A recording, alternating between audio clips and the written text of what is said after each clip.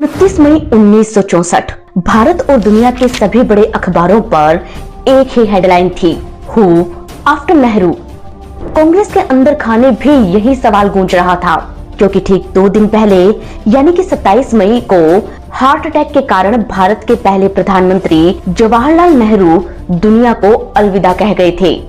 अब कांग्रेस को जल्द से जल्द नया प्रधानमंत्री चुनना था और ये जिम्मेदारी मिली पार्टी के प्रेसिडेंट के कामराज को। इंदिरा गांधी, मोरारजी देसाई, जयप्रकाश नारायण समेत कई कद्दावर नेता पीएम बनने की रेस में थे, लेकिन दुनिया तब हैरान रह गई जब भारत की संसद ने एक साधारण शख्स के नाम पर मोहर लगा दी। अगले ही दिन खबर छपी कि भारत को नया प्रधानमंत्री मिल गया है और ये प्रधानमंत्री थे लाल बहादुर शास्त्री। दुनिया भर के अखबारों में अगले दिन उनका फोटो छपा। 5 फुट 2 इंच की हाइट, दुबला पतला शरीर और मासूम सी सूरत। उनकी कदकाठी और रंग रूप को लेकर सबसे ज्यादा मखौल बनाया उस वक्त के पाकिस्तानी राष्ट्रपति फौजी जनरल अयूब खान ने। वही अयूब खान जिन्होंने खुद सत्ता में आने के लिए अपने से पहले राष्ट्रपति इस्कंदर मिर्जा को धोखा दिया, फिर उनका तख्ता पलट किया, फिर उन्हें तड़ी पार करके लंदन भेज दिया और पीछे से उनकी सारी जायदाद हड़प ली। वो भारत के ईमानदार प्रधानमंत्री के लिए ये कहते फिर रहे थे कि अब भारत में है ही कौन बात करने के लिए। 1964 में ही अयूब खान नेहरू से मीटिंग करने के लिए दिल्ली आने वाले थे, लेकिन नेहरू की मौत के बाद उन्होंने ये कहकर मीटिंग कैंसिल कर दी कि अब किससे बात करें। इसके जवाब में शास्त्री ने कहा, आप मत आइए, हम ही आ जाएंगे। अक्टूबर 1964 मिस्र की कैपिटल सिटी काहिरा से भारत का एक एयरक्राफ्ट पाकिस्तान की तरफ बढ़ने लगा। पायलट ने कराची एयरबेस पर लैंडिंग की परमिशन मांगी। जब प्लेन लैंड हुआ तो हर कोई दंग रह गया। इस प्लेन में थे भारत के प्रधानमंत्री लाल बहादुर शास्त्री। एक धोतीधारी गांधीवादी भारतीय प्रधानमंत्री को अचानक कराची में देखकर अयूब खान हैरान थे। उन्होंने अपने एक साथी को मजाकिया अंदाज में कहा, तो ये है वो शख्स जिसने नेहरू की जगह ली है। जब दोनों की मुलाकात हुई तो अयूब ने देखा कि शास्त्री बहुत ही विनम्र थे, लेकिन उनकी विनम्रता को उनकी कमजोरी समझकर अयूब खान ओवर कॉन्फिडेंट हो गए। उन्हें लगा कि शास्त्री में इतनी ताकत नहीं है कि वो 1962 में चीन से हारने के बाद एक और युद्ध झेल सके। ऊपर से पाकिस्तान के विदेश मंत्री जुल्फिकार अली भुट्टो ने उन्हें ये कहकर चने के झाड़ पर चढ़ा दिया कि वो ही सबसे ज्यादा ताकतवर हैं और कश्मीर को पाकिस्तान में मिला सकते हैं। अयूब खान भी भुट्टो की बातों में आ गए और नतीजा ये रहा कि 5 सितंबर 1965 को उन्होंने भारत के खिलाफ जंग छेड़ दी। ये शुरुआत थी 2 देशों के बीच सबसे बड़े टैंक युद्ध की, जिसमें रूस चुपचाप बैठा था। वो ना भारत की तरफ था और ना ही पाकिस्तान की तरफ, लेकिन अमेरिका और चीन खुलकर पाकिस्तान को सपोर्ट कर रहे थे। इस वजह से पाकिस्तान की हिम्मत इतनी बढ़ गई कि उसने अमृतसर के रिहायशी इलाकों पर भी बम बरसाने शुरू कर दिए। दिन दहाड़े अमृतसर की शहरी जनता पर बमबारी करना ऐसा काम है जिसकी कड़ी से कड़ी निंदा की जाए। उन्होंने जानबूझकर यह काम किया। पाकिस्तान की मनमानी और अमेरिका की धमकी से भारत पर जबरदस्त प्रेशर था, लेकिन तभी पीएम लाल बहादुर शास्त्री ने एक ऐसा फैसला लिया जिसने पूरे खेल की बाजी ही पलट दी। उन्होंने इंडियन आर्मी को लाहौर में घुसने का ऑर्डर दे दिया। लाहौर पाकिस्तान के बड़े और इम्पोर्टेंट शहरों में से एक है, जो पंजाब के अमृतसर से बिल्कुल सटा हुआ है। लाहौर में घुसने का मतलब था इंटरनेशनल बॉर्डर को पार करना। ऐसा करते ही अमेरिका और चीन को सीधे जंग में उतरने का मौका मिल सकता था, लेकिन फिर भी लाल बहादुर शास्त्री ने इंडियन आर्मी को ये ऑर्डर दिया। आर्मी ने तुरंत ऑपरेशन बेंगल शुरू किया।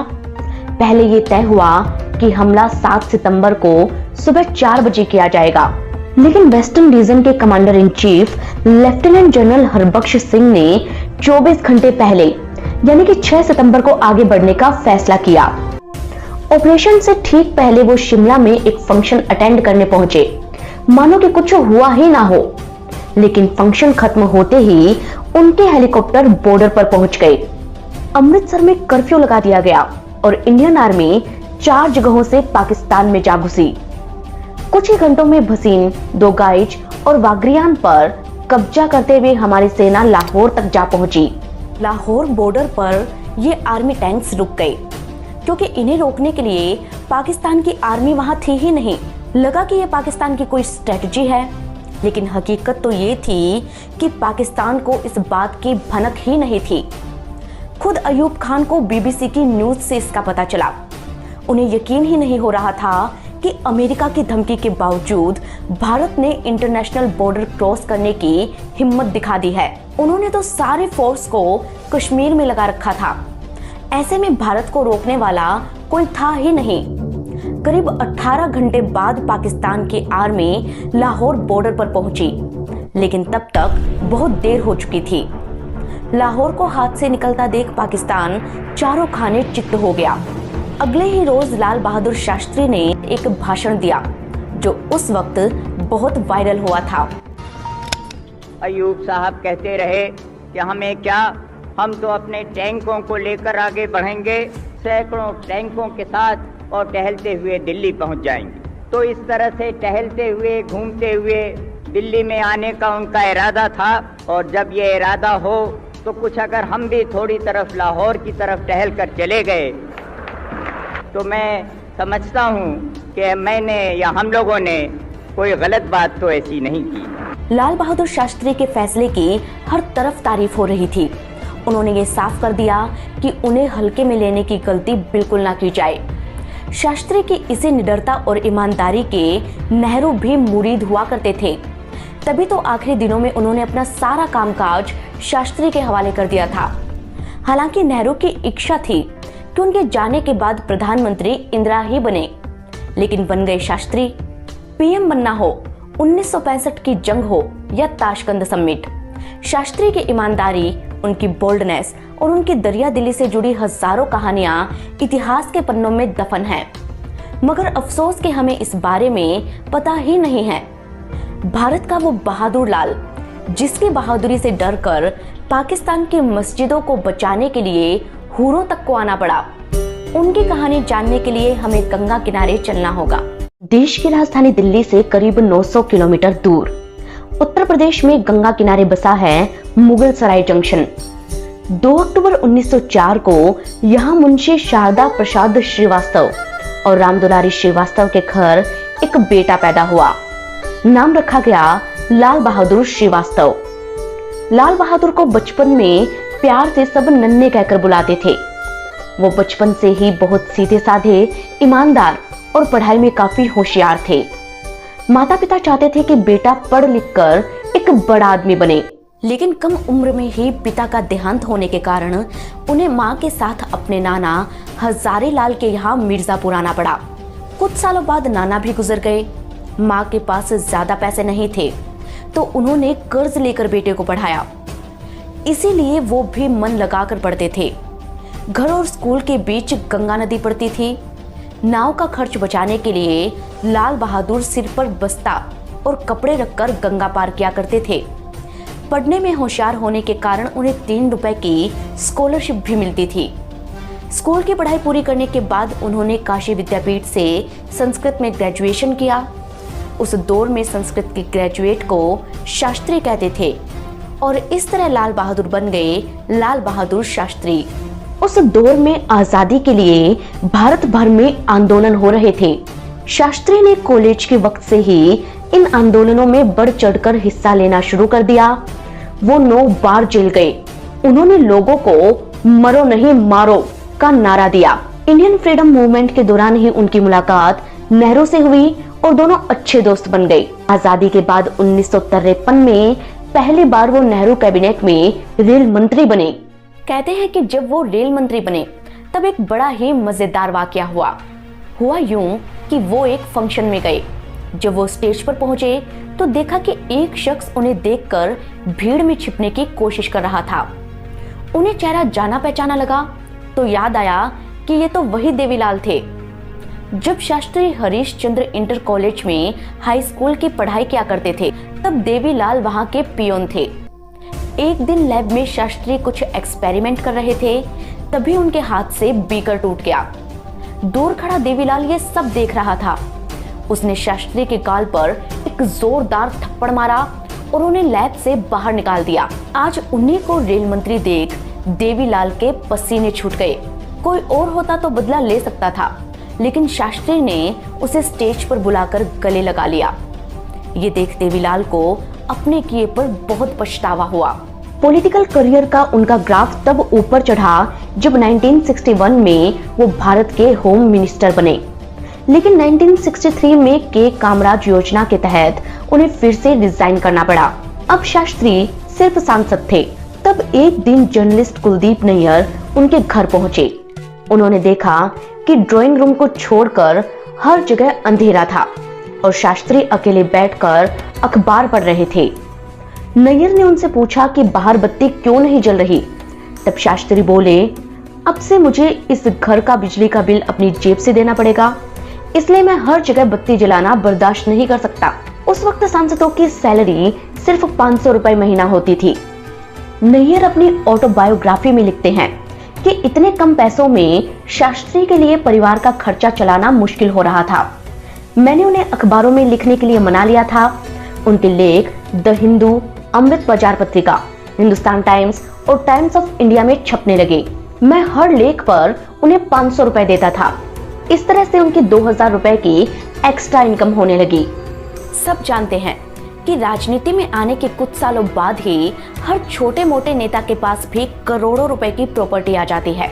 शास्त्री चाहते उतना पैसा सरकारी खजाने से ले सकते थे, लेकिन उनकी ईमानदारी ने उन्हें ऐसा करने नहीं दिया। वैसे राजनीति में इसी ईमानदारी और सिंप्लिसिटी को कमजोरी समझा जाता है। तभी तो कई लीडर्स ये मानते थे कि वो इंसान तो अच्छे हैं, लेकिन फैसले लेने की ताकत उनमें नहीं है। इसीलिए जब नेहरू का देहांत हुआ, तब उनके सबसे करीबी होने के बावजूद पीएम की रेस में शास्त्री का नाम सबसे पीछे था। शास्त्री भी नेहरू की ख्वाहिश जानते थे, इसीलिए उन्होंने मोरारजी देसाई को चिट्ठी लिखकर कहा कि वो जयप्रकाश नारायण या फिर इंदिरा गांधी का समर्थन करें। लेकिन मोरारजी ने ये कहते हुए इनकार कर दिया कि जेपी भ्रमित नेता हैं और इंदिरा अभी बच्ची है। इधर कांग्रेस के बहुत से लीडर मोरारजी देसाई से नाखुश थे, क्योंकि वो मानते थे कि मोरारजी जिद्दी हैं। अब हालात ये थे कि भारत पर दुनिया निगाहें गड़ाकर बैठी थी और नए प्रधानमंत्री को सीधे पाकिस्तान और चीन से डील करना था। लेकिन कहानी में ट्विस्ट तब आया जब जर्नलिस्ट कुलदीप नैयर ने एक सनसनीखेज खबर छापी। इस खबर में लिखा था कि किस तरह मोरारजी प्रधानमंत्री बनने के लिए बेकरार हैं, जिसे पढ़ते ही कांग्रेस के बाकी नेता बिफर गए और उनके खिलाफ वोटिंग कर दी। 100 वोट मोरारजी को खोने पड़े। सबने लाल बहादुर शास्त्री को प्रधानमंत्री चुन लिया और बाकी नेता देखते रह गए। अपने कैबिनेट में उन्होंने इंदिरा गांधी को इंफॉर्मेशन डेवलपमेंट मिनिस्टर बनाया, लेकिन वो फिर भी नाराज रही। उधर नेहरू की बहन विजयलक्ष्मी पंडित ने भी उन्हें कमजोर नेता करार दिया, लेकिन शास्त्री ने इन सब पर ध्यान देने के बजाय देश के हालातों पर ध्यान देना ज्यादा जरूरी समझा। जंग रोकने के लिए वो पाकिस्तान भी गए, लेकिन जुल्फिकार अली भुट्टो और आर्मी जनरल रियाहिया खान ने अयूब खान को इतना उकसाया कि 1965 में पाकिस्तान ने जंग छेड़ दी। ये जंग शुरू हुई गुजरात से, जब जनवरी 1966 में कच्छ के सरक्रीक बॉर्डर के पास पाकिस्तानी आर्मी भारत के एरिया में पेट्रोलिंग करने लगी। 8 अप्रैल आते आते हालात इतने खराब हो गए कि दोनों देशों की आर्मी एक दूसरे की चेक पोस्ट पर हमला करने लगी। क्योंकि ये सब कुछ कच्छ के रेगिस्तान में चल रहा था, इसीलिए पाकिस्तान ने ऑपरेशन डेजर्ट हॉक लॉन्च किया और कंजरकोट फोर्ट बॉर्डर के पास भारत के कुछ चेक पोस्ट पर कब्जा कर लिया। जब बात बढ़ने लगी तो ब्रिटेन बीच में आया और ब्रिटिश पीएम हैरोल्ड विल्सन ने एक ट्रिब्यूनल बनाने पर दोनों देशों को राजी कर लिया। लेकिन शांति स्थापित हो पाती उससे पहले ही अमेरिका ने पाकिस्तान को $700 मिलियन यानी कि आज के करीब 5,500 करोड़ रुपए की सैन्य मदद भेज दी और भारत को भेजी धमकी कि अगर उसने पाकिस्तान पर हमला किया तो अमेरिका लाल गेहूं का एक्सपोर्ट बंद कर देगा। ये बात शास्त्री जी को बहुत चुभी उन्होंने देश में गेहूं का प्रोडक्शन बढ़ाने के लिए जय जवान जय किसान का नारा दिया और लोगों से एक टाइम का खाना छोड़ने की अपील की।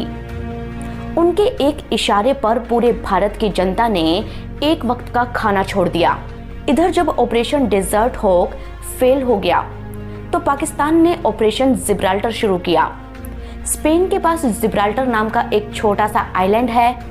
इतिहास में लिखा है कि यूरोप जीतने के लिए निकली अरब देशों की आर्मी का पहला पड़ाव जिब्राल्टर ही था।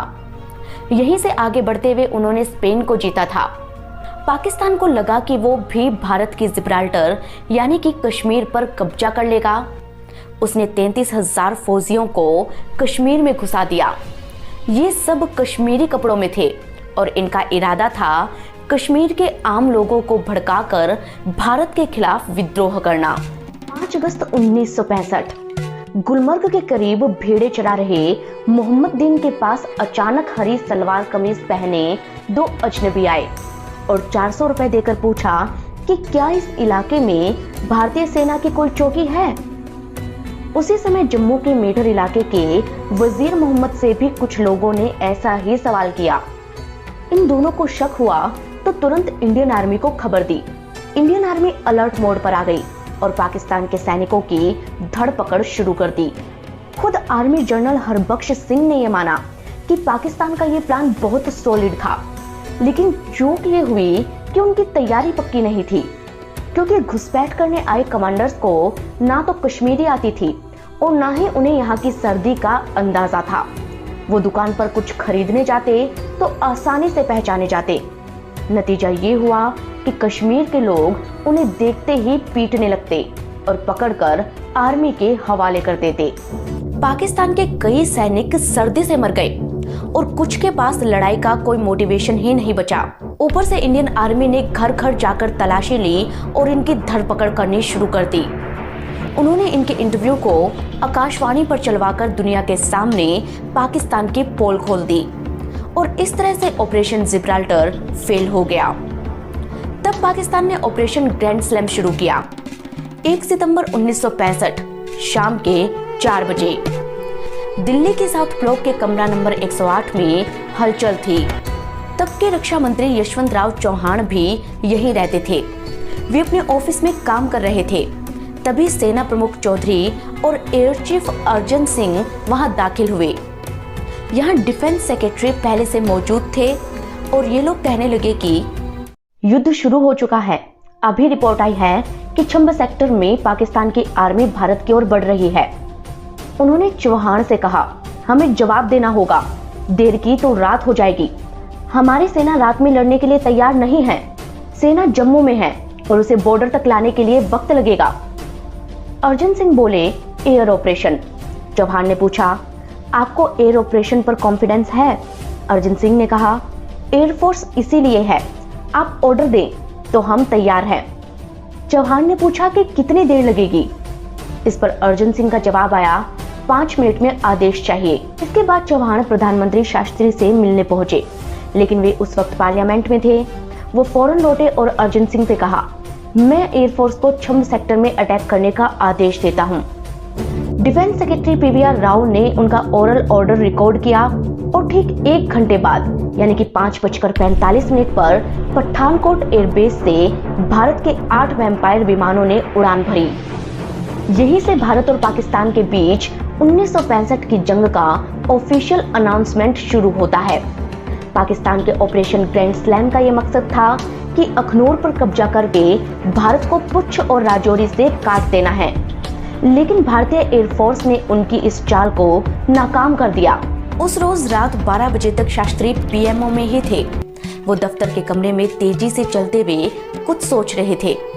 उनके सेक्रेटरी रहे सीपी श्रीवास्तव ने अपनी किताब a life of truth in politics में लिखा है, शास्त्री इस तरह से तेज चलते हुए तभी बुदबुदाते थे जब उन्हें कोई बड़ा फैसला लेना होता था। उन्होंने उस वक्त बुदबुदाते हुए कहा, अब तो कुछ करना ही होगा। 2 और 3 सितंबर को उन्होंने लगातार मीटिंग की और पूरी प्लानिंग बनाई।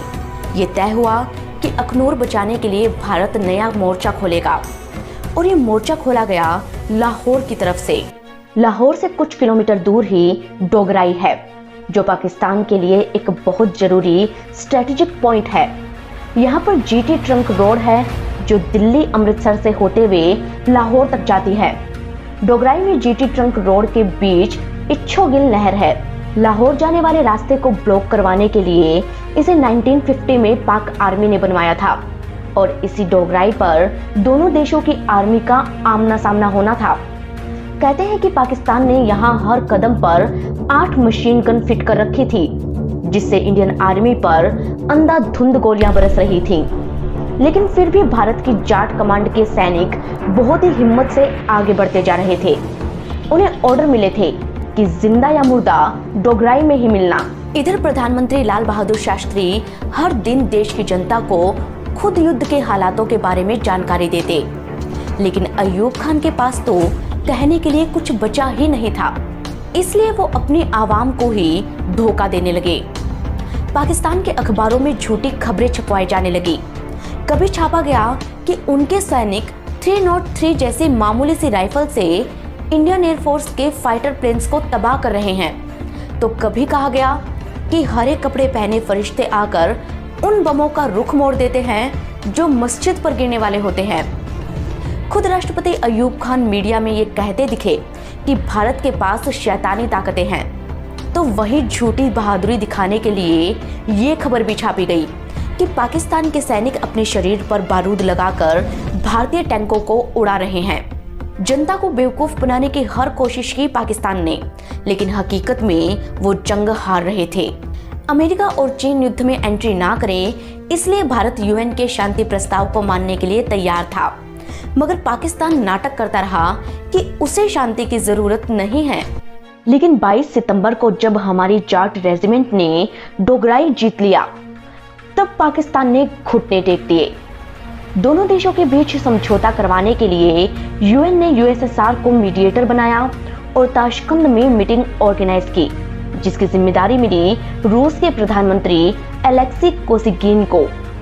3 जनवरी 1966 इधर से प्रधानमंत्री लाल बहादुर शास्त्री और उधर से अय्यूब खान और जुल्फिकार अली भुट्टो ताशकंद पहुंचे। अय्यूब खान ने शास्त्री से हाथ मिलाने से मना कर दिया था, क्योंकि उन्हें डर था कि पाकिस्तान के अखबारों में ये खबर छपेगी तो जनता में उनकी किरकिरी होगी। लेकिन कोसिगिन इस बात से इतने नाराज हुए कि अय्यूब को हाथ मिलाना पड़ा। जब 4 जनवरी को तीनों ने भाषण दिए, तब शास्त्री के भाषण पर काफी तालियां बजी। सिर्फ एक शख्स ने ताली नहीं बजाई और वो थे जुल्फिकार अली भुट्टो। सीपी श्रीवास्तव अपनी किताब में लिखते हैं कि भुट्टो से ताली बजवाने के लिए अय्यूब को उन्हें बकायदा कोहनी मारनी पड़ी। भुट्टो की अंग्रेजी भाषा पर जबरदस्त कमांड थी। वो बार बार मसौदे में या तो एक कोमा लगवाते या फिर कभी जोर देकर उसे हटवा देते, जिससे वाक्य का पूरा मतलब ही बदल जाता था। सोवियत सोचने लगे थे कि भुट्टो के साथ सतर्क रहने की जरूरत है। खुद रूस के राष्ट्रपति ने माना कि भुट्टो के विचार खतरनाक है, लेकिन वो नहीं जानते थे कि ये सब तो भुट्टो की चाल है।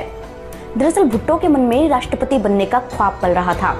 वो पाकिस्तान की जनता को ये दिखाना चाहते थे कि ताशकंद समझौता अय्यूब खान की गलती है और उनका इससे कोई लेना देना नहीं है।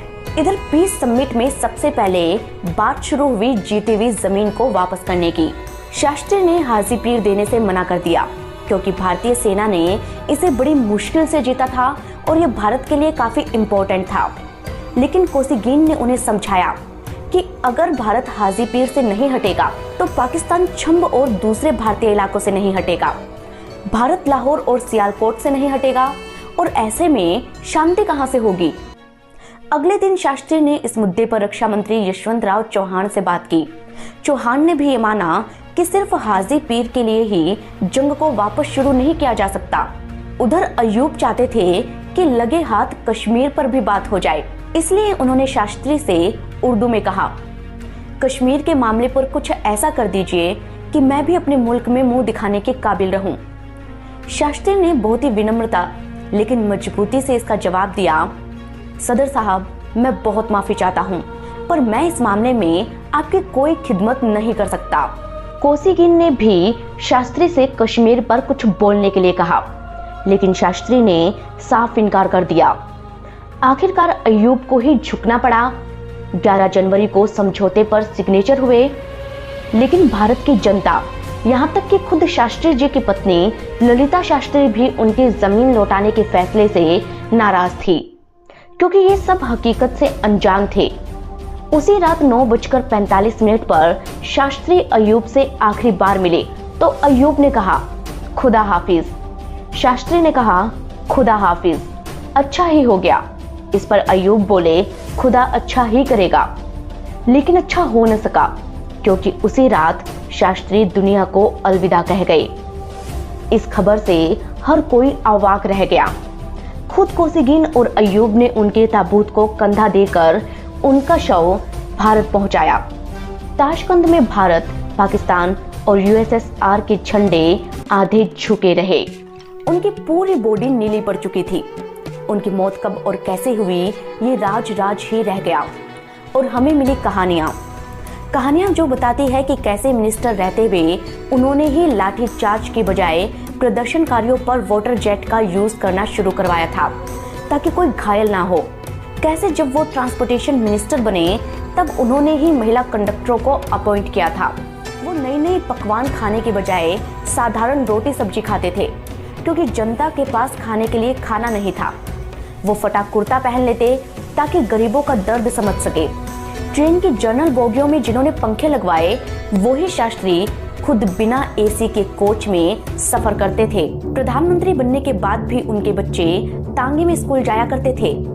आज उनके बेटे अनिल शास्त्री कांग्रेस, सुनील शास्त्री बीजेपी और नाती आदर्श शास्त्री आम आदमी पार्टी में हैं।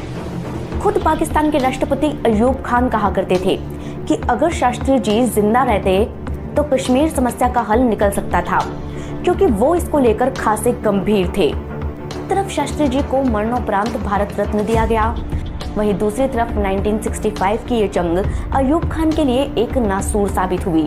पाकिस्तान आने के बाद भुट्टो ने उनके कैबिनेट से इस्तीफा दे दिया और उन्हीं के खिलाफ मोर्चा खोल दिया।